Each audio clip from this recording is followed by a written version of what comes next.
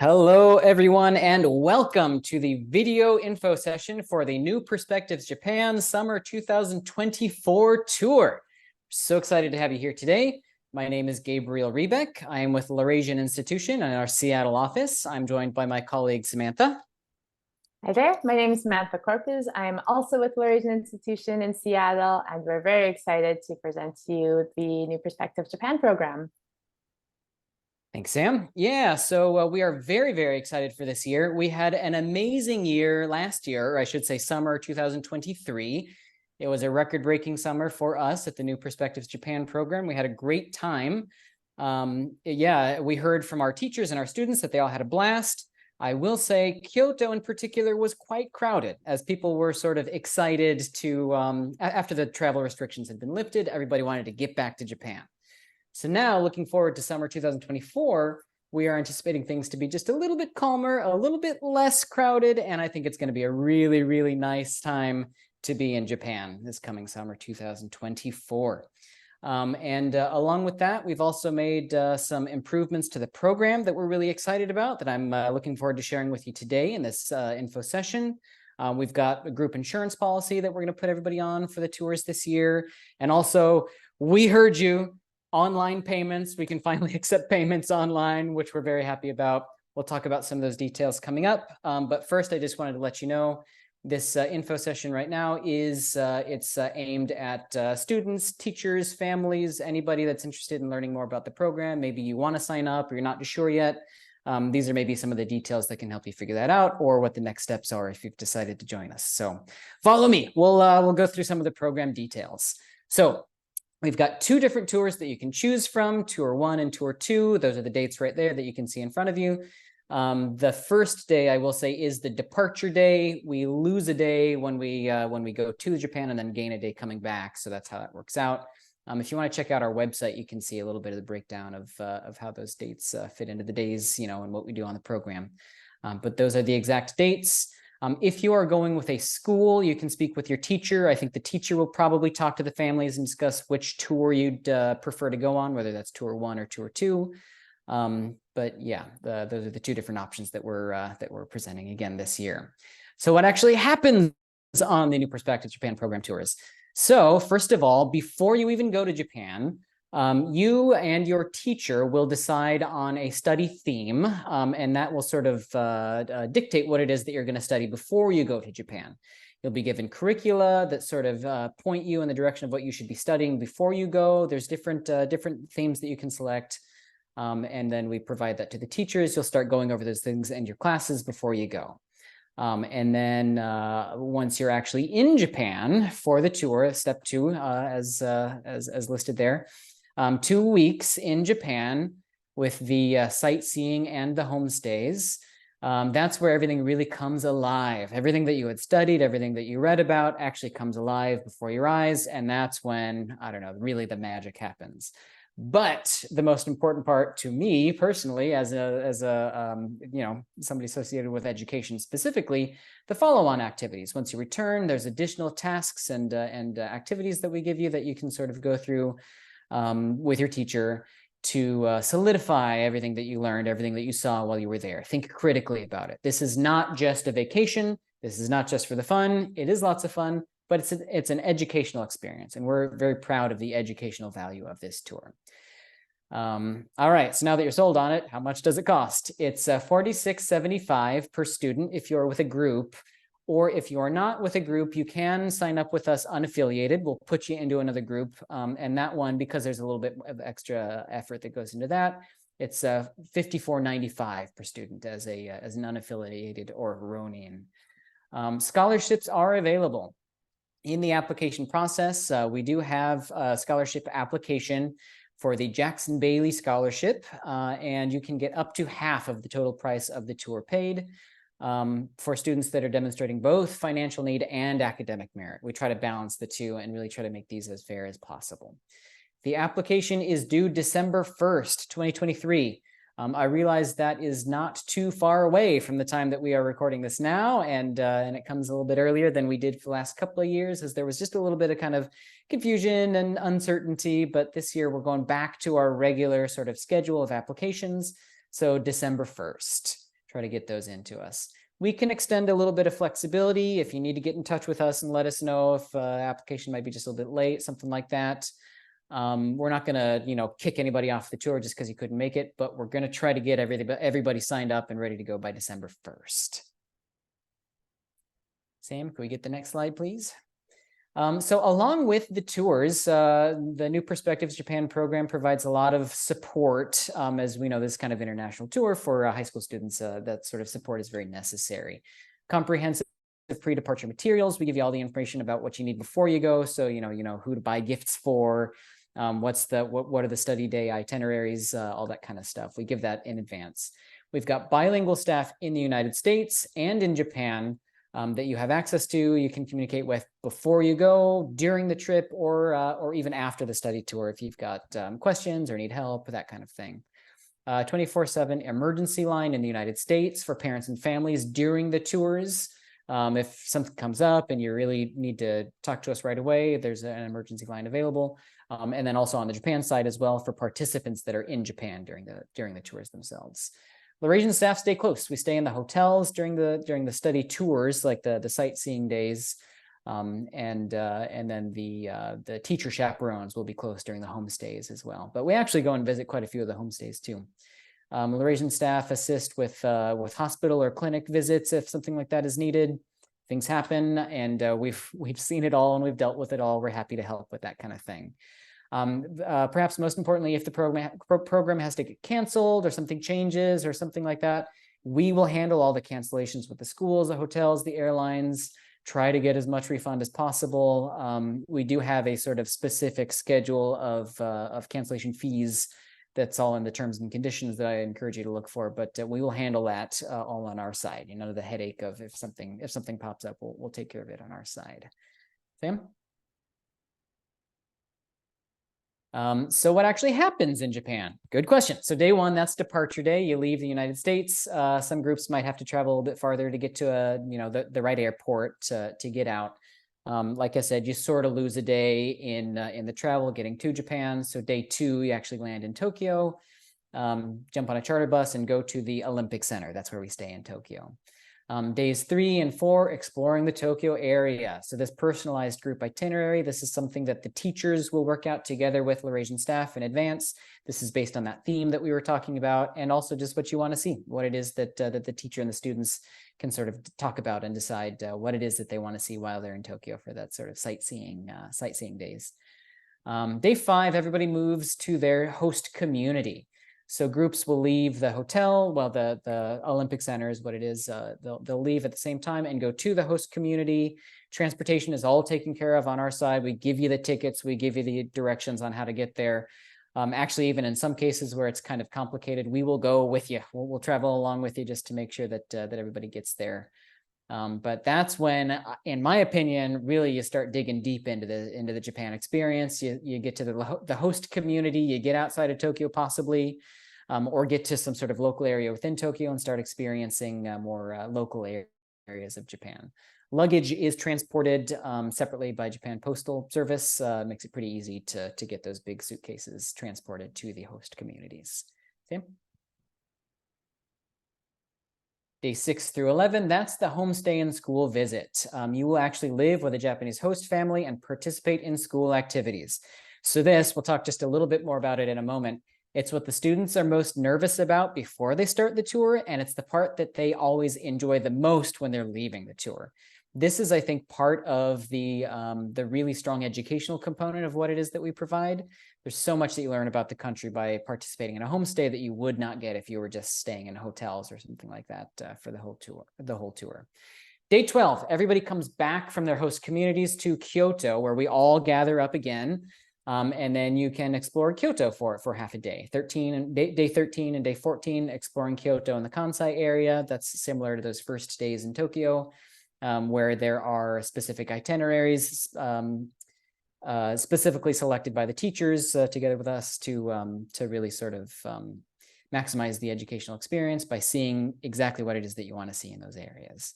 Day 15, sad, you have to return to the United States. Everybody is very hesitant to return. They want to keep enjoying the experience, but day 15 is when you go back. Sam? Yeah, so I had mentioned that I wanted to dig in just a little bit deeper on what that homestay experience and why it's so important. This is really what separates our program from a lot of other programs out there.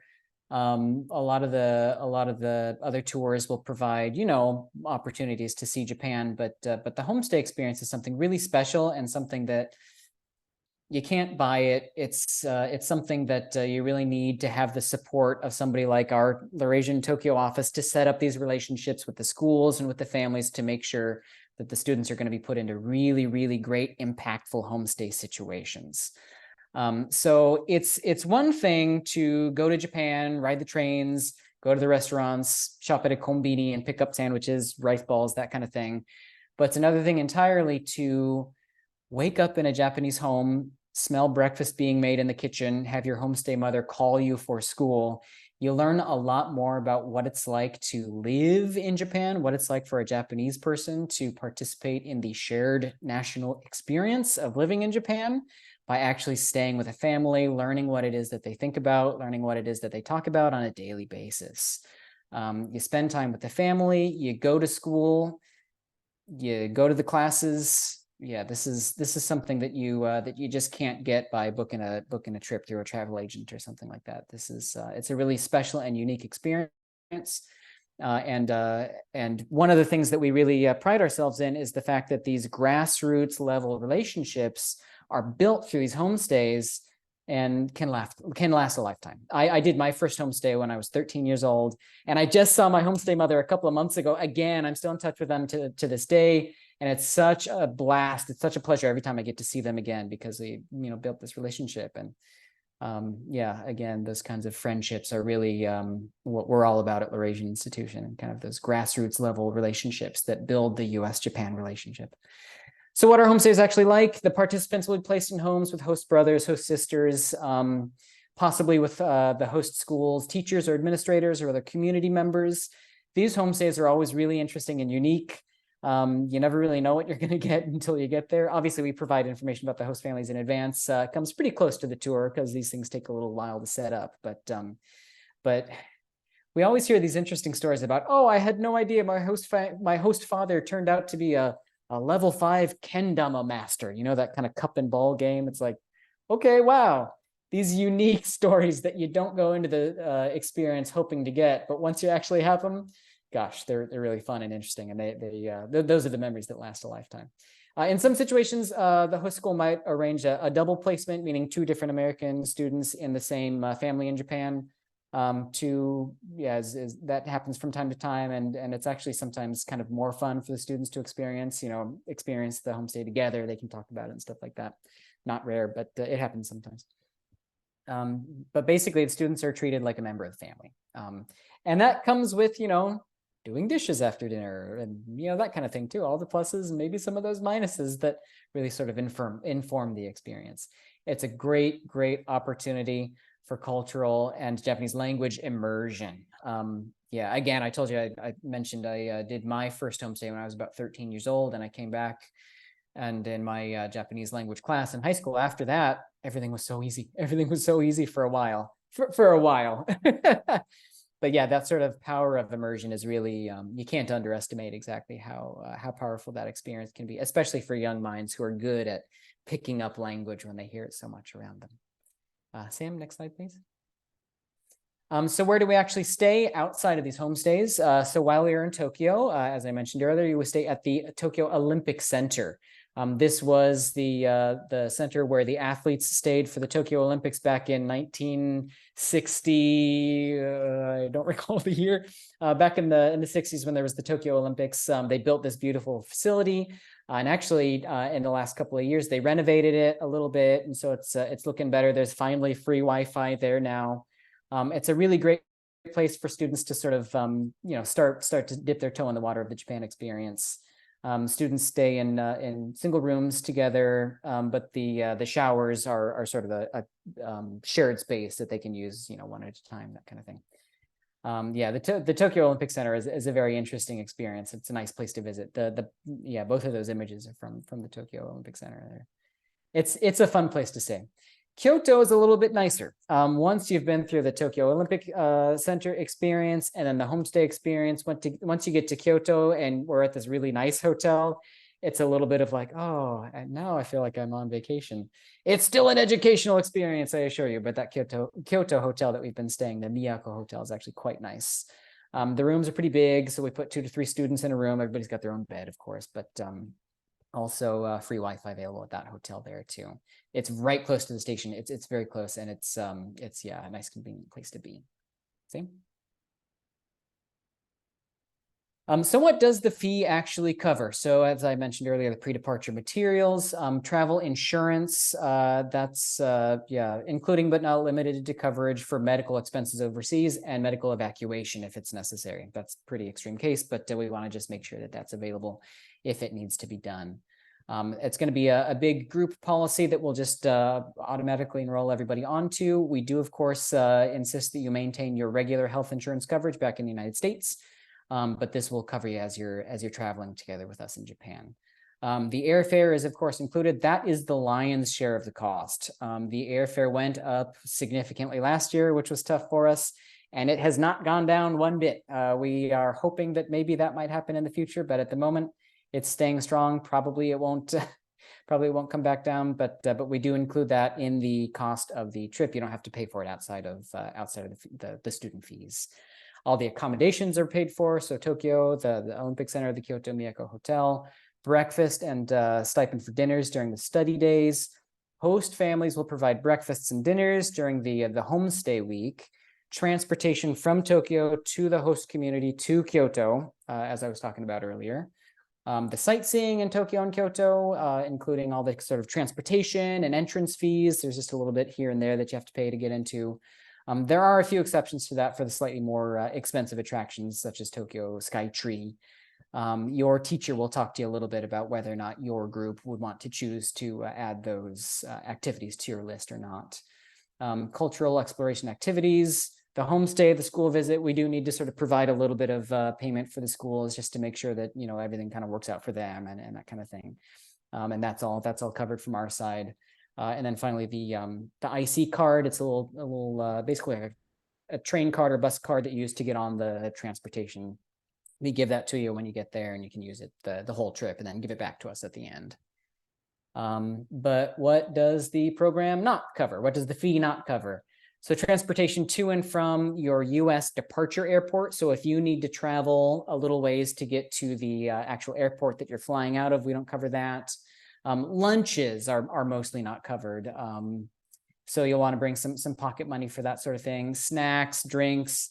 People love the vending machines. Students will definitely want to have a little bit of money to use the vending machines so they can get that Pocari Sweat, get the tea, get the whatever else they want to try while they're there, canned coffee, that sort of thing. I don't know, maybe students shouldn't be drinking coffee. Depends on what you think. The homestay portion, so any meals eaten outside of the home or like entertainment, if the homestay family decides to take you to a movie or I don't know, something like that, that sort of thing are not included with the program. Sometimes kind host families might offer to pay for those things, but you shouldn't expect it. The students should go in ready to pay for any kind of activities or that sort of thing that they do during their time with the homestay family.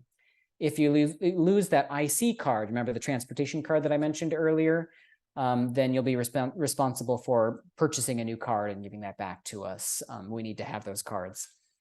You may be responsible for checked baggage fees for the domestic portion of your flight. Laurasian doesn't have any control over that portion of it. So if you are charged, just keep your receipts. You might be able to get reimbursed. Talk to us about that. And then any other sort of personal expenses. Recently, people have been maybe paying for international, like a month of international service for their phone or Wi-Fi or something like that. If you send postcards, excess baggage fees, hospital bills, if you do have to go, we're more than happy to take you to the clinic and help you get everything figured out, translate, that kind of thing. But there might be charges that are incurred from that, and that's not included in the program fee. So those kinds of things would be paid by the student or the family. Sam? So what if you are super excited to go and you want to join us and you really, really want to see Japan, but you don't have a school trip that's going, you don't have a Japanese teacher at your school that's organizing a trip or something like that, you can sign up with us directly as an unaffiliated student, as a Ronin, as a samurai with no master. We are more than happy to take you on and put you in a group. Yeah, if you are a teacher and you simply can't put together a trip this year, but you got a couple of students or maybe just one student who's really, really eager to go, send them our way. We'll be happy to take care of them. It's all the program advocacy without any of the work. Send them our way. We'll take care of them. Yeah, they can sign up directly through our website and we'll take care of everything from there. So unaffiliated students, welcome. We'd love to have you. All right, so now that you're all sold on it and you want to join us, how do you actually apply? Go to npj.laurasian.org. That's LAURASIAN. That is our application portal. So basically, the main way that people do this is the lead teacher will go on and create their account first, and then they will provide a registration link to all of their students. The students can then click that registration link and then fill out their application from there. It should be pretty simple. It should be pretty straightforward. If you are an unaffiliated student, you can go straight to the site, make an account, and just go through that way. It should be pretty simple and straightforward when you're there.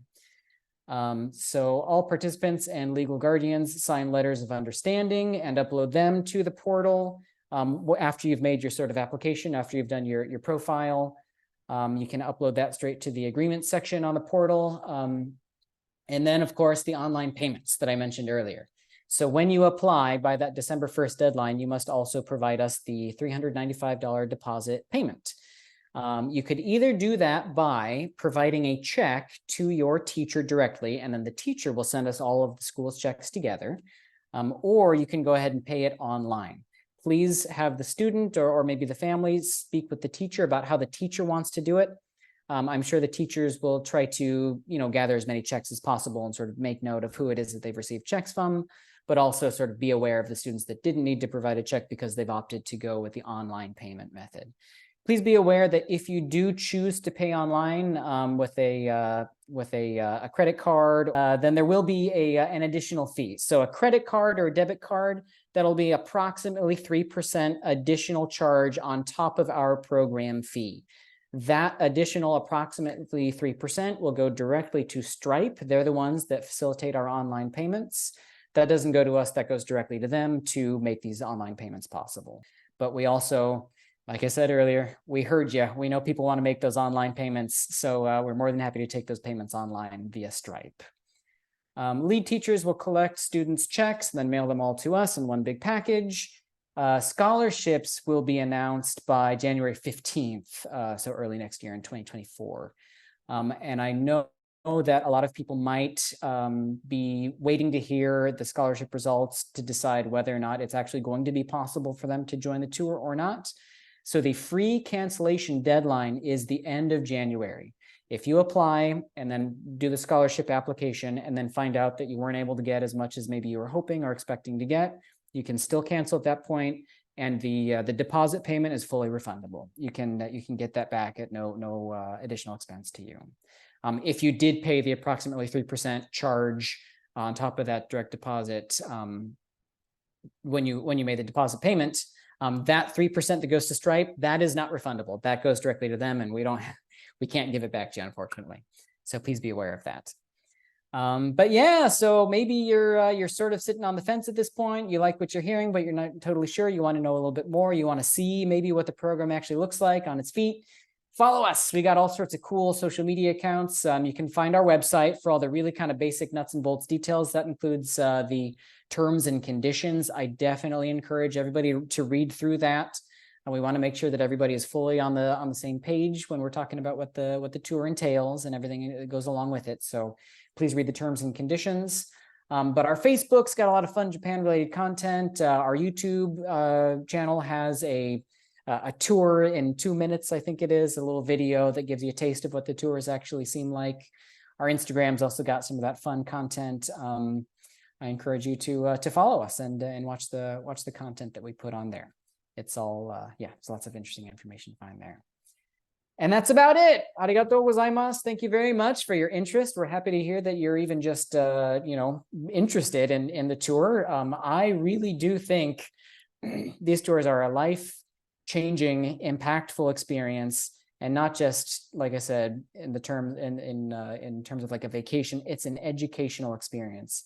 I do definitely think that any student that joins a program like New Perspectives Japan is going to come back from Japan just buzzing with excitement and on fire with their passion for Japan, language study, cultural study, new friendships that they've made, these kind of lifelong friendships that can grow out of these things. There's so many potential benefits that impact not just the student, not just the family, but I think the entire US-Japan relationship. It all grows out of these things. So yeah, thanks again for listening to the presentation. If you have any other questions or want any other information, the links that we shared on the last slide would be the best place to start, or contact us directly. We're more than happy to talk to you. And yeah, thank you very much. We hope to see you in Japan. Thanks, everybody. Bye.